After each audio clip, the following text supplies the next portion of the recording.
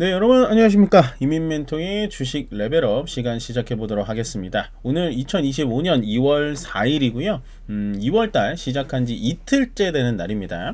오늘도 신규 상장 종목이 두 종목이나 있는데, 어저께 한 종목, 오늘 두 종목, 참 시장에 거래 대금이 많이 쏠리지도 않는 분위기인데 참 열심히 상장 많이 하죠. 특히나 2월 달에는 상장되는 종목이 굉장히 많습니다. 특히 2월 셋째 주에는 슈퍼위크라고 불릴 정도로 거의 매일 상장 종목이 한 두세 개씩 떨어지는 것 같아요. 더군다나 내일이죠. LG CNS가 또 상장을 하니까 여러분들 좀 주의 깊게 보시면 좋은데, 저는 뭐 그렇게 긍정적인 멘트는 못 드리겠습니다. 좀 너무 이렇게 얘기가 센 게 아니냐라고 하실 수는 있는데, 저는 요즘에도 기업들이 이런 식으로 상장을 한다는 것 자체가 좀 이해가 안 갑니다. 우리나라 시장이 계속해서 코리아 디스카운트라고 얘기를 듣는 이유 중에 하나가 바로 이거예요.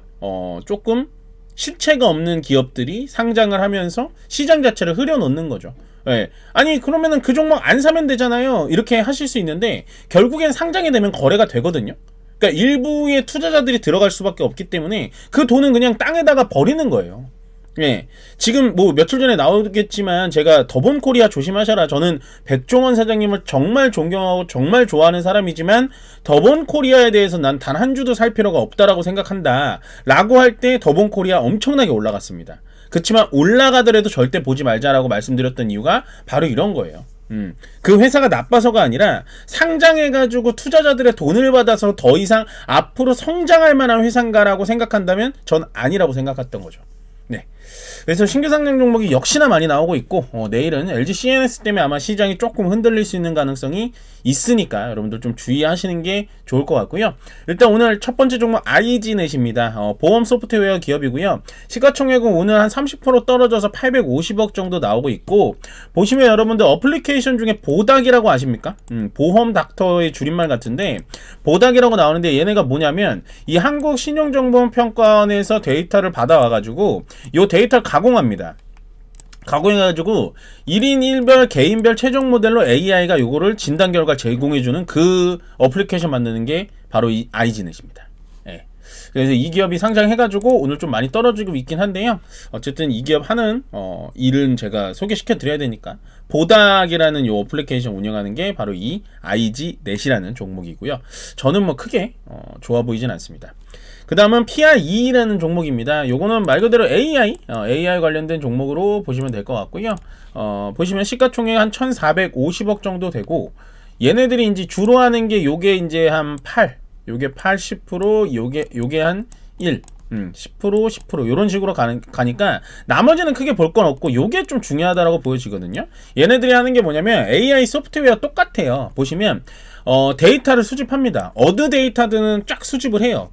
기업에서 필요한 뭐 예를 들어 유동인구 데이터를 수집을 하든지, 아니면 고객들의 뭐 판매 성향, 구매 성향 뭐 이런 데이터 수집해서 그걸 분석하고 모니터링하고 예지까지, 여기에 뭐 이 커피숍을 차리면 어떻게 되겠습니다. 여기에 뭐 공부방을 차리면 이렇게 될 것 같습니다. 그거를 AI 기반에서 운영 관리 체계까지 구현해 주는 게 바로 이 PRE라는 기업인데, 얘는 어쨌든 딱 보시면 아까 그 전 기업 이 아이지넷과 비교를 해보면 얘는 확실히 좀 미래지향적이긴 하죠. 나머지 뭐 2차전지 검사 솔루션 이런 거는 비중이 작기 때문에 제가 설명을 따로 안 드리지만, 보시면은 결국엔 미래에 필요한 AI 기술 중에 하나지 않을까라는 생각이 들기 때문에 이 PI는 뭐 신규 상장 되자마자는 관심 안 가지셔도 되지만 어쨌든 나름 괜찮은 기업이다 보시면 될 것 같고, 그 다음 바로 내부자 거래로 넘어가겠습니다. 내부자 거래 현대건설, 일단 김도영 전무님이 장내에서 3,100만원 진행해 주셨고, 현대건설이 요즘에 주가가 좀 많이 올라오고 있죠. 바닥에서 좀 꿈틀꿈틀 올라오고 있긴 한데 내부자 거래까지 3천만원 정도 들어왔고요. 바로 이어서 삼성의 또 건설사죠. 삼성 E&A 이상윤 상무님이 장내 매수가 한 2,900만원 정도 들어왔습니다. 삼성 E&A도 마찬가지로 현대건설과 똑같이 바닥에서 좀 올라와 주고 있다 정도만 보시면 될 것 같아요. 그 정도 보시면 될 것 같고, 일단은 오늘 네이버 증권 한번 보겠습니다. 코스피는요 일단 잘 갔습니다. 보시면 시장 초반에 관세가 이제 멕시코와 캐나다 쪽의 관세 유예예요. 유예입니다. 유예. 끝냈다는 게 아니에요. 유예 한 달입니다. 유예 한 달이에요. 유예 한 달이고, 요게 이제 유예가 된다라고는 얘기는 많이 나왔었어요. 그래서 어저께 이제 시장이 내려앉을 때 어차피 우리가 아는 재료다. 그러니까 대응을 하면 된다. 이 얘기를 드렸던 이유가 결국에는 지금 골드만삭스에서도 얘기하는 건 캐나다와 멕시코의 관세를 25%씩 매겨버린다라는 건 미국 자국민한테도 굉장히 피해라는 거예요. 그렇기 때문에 길게 끌고 갈 수가 없어요. 트럼프는 그냥 강하게 펜타닐이라든지 불법 이민자에 대해서 구속을 걸고 싶었던 겁니다.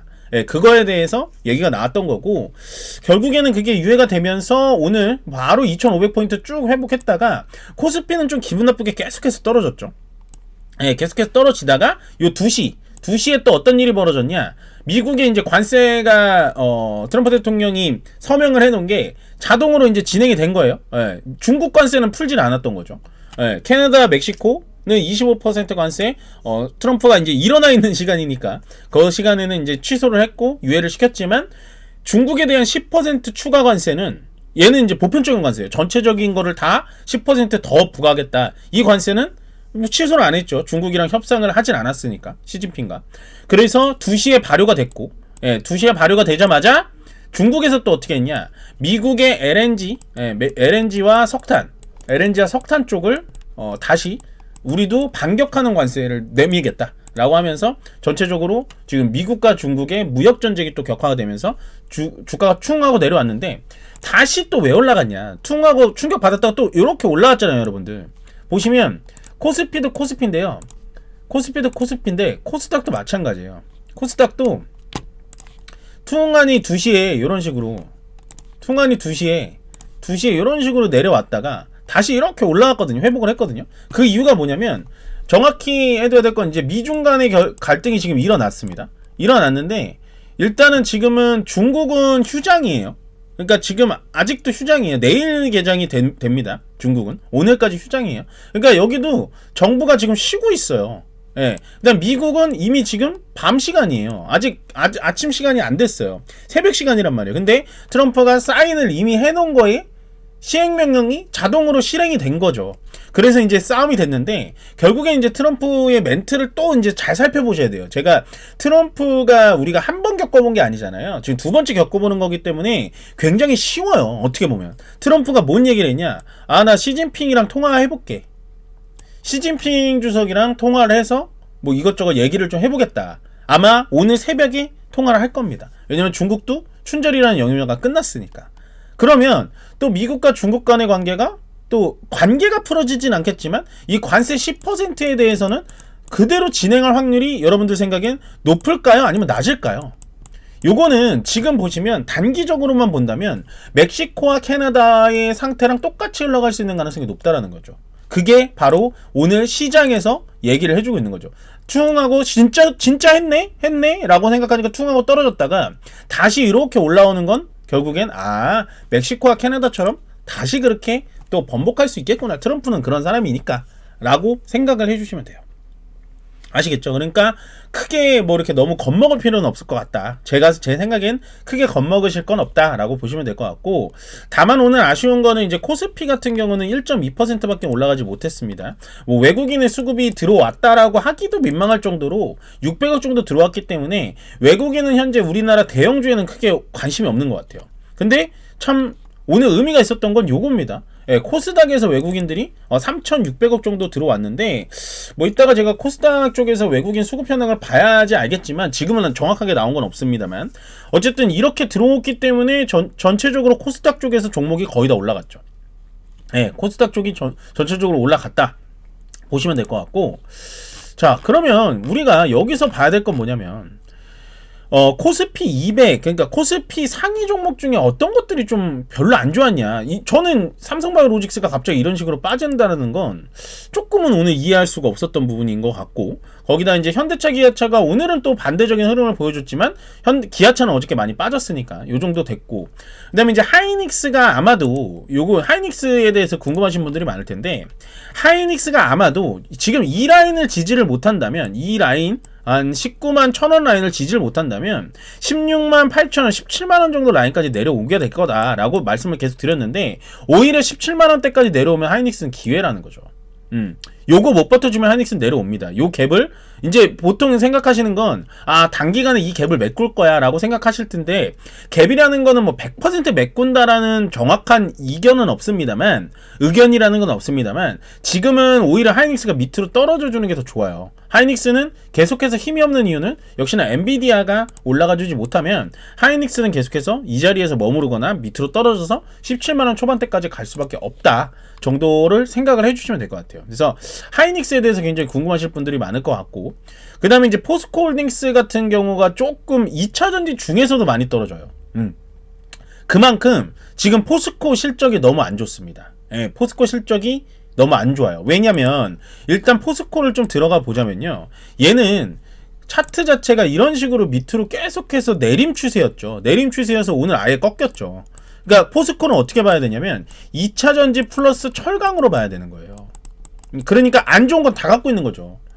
원래 포스코라는 회사 자체는 철강 쪽이었고, 그냥 1년 연봉으로 보자면 원래 이때 41만원 갈 때 어땠나요? 얘 어땠어요? 여러분들, 얘가 이때만 해도 뭐 철강은 둘째 치더라도 2차전지 때문에 날라갔을 때잖아요. 근데 지금은 어떠냐?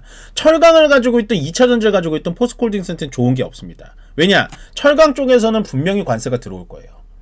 관세 제재가 분명히 들어올 겁니다. 그러면 포스코는 중국에다가도 수출하기도 어렵고 미국에다가 직수출하기는 더 어려워지는 거죠. 철강 쪽은 저는 앞으로 그렇게 좋아 보이진 않는다. 왜냐면 철강 쪽엔 관세가 쉽게 매겨질 수밖에 없고요.